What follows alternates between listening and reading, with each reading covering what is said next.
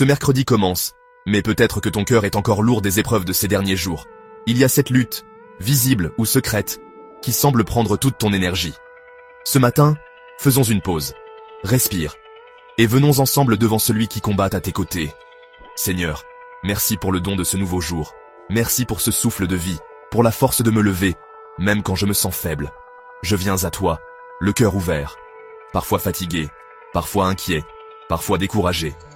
Merci d'être là, fidèle, même quand je me sens dépassé. Je crie vers toi, j'ai besoin de ta force, j'ai besoin de ta paix. Tu vois ce qui m'use et me fait douter. Je t'apporte tout, sans rien cacher. Tu me rappelles que cette bataille n'est pas seulement contre ce que je vois ou ressens. Comme il est écrit, Éphésiens chapitre 6, verset 12, « Ce n'est pas contre la chair et le sang que nous avons à lutter, mais contre les puissances invisibles. Ce combat n'est pas le signe que tu m'as oublié, mais l'endroit où ta puissance veut se révéler. Parfois, la fatigue du cœur n'est pas un échec. C'est la preuve que je me bats pour ce qui compte. Et comme ta parole le dit, Exode chapitre 14, verset 14, « L'Éternel combattra pour vous, et vous garderez le silence. » Cette épreuve n'est pas un piège pour m'écraser, c'est une école où ma foi devient plus forte, comme l'or qui brille davantage après le feu. Aujourd'hui, Seigneur, je t'abandonne mes plans, mes calculs, mes défenses humaines.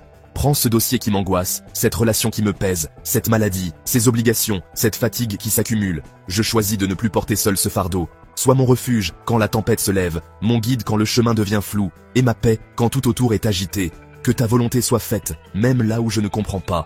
Je te présente aussi tous ceux qui, ce matin, se lèvent avec un poids sur les épaules. Cet homme qui se bat pour nourrir sa famille, cette femme qui affronte un diagnostic difficile, ces parents qui luttent pour garder espoir pour leurs enfants. Cette personne qui se sent invisible ou oubliée. Fortifie nos mains, relève nos têtes, remplis nos cœurs d'un courage nouveau.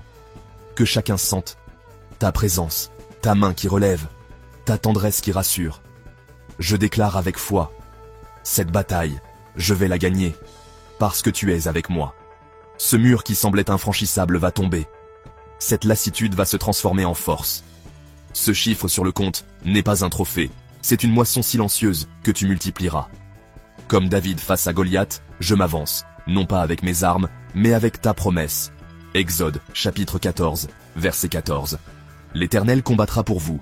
Et comme il est écrit, Romains chapitre 8, verset 37. Dans toutes ces choses, nous sommes plus que vainqueurs par celui qui nous a aimés. Merci parce que la victoire vient de toi. Je choisis d'espérer, de croire, de marcher avec toi.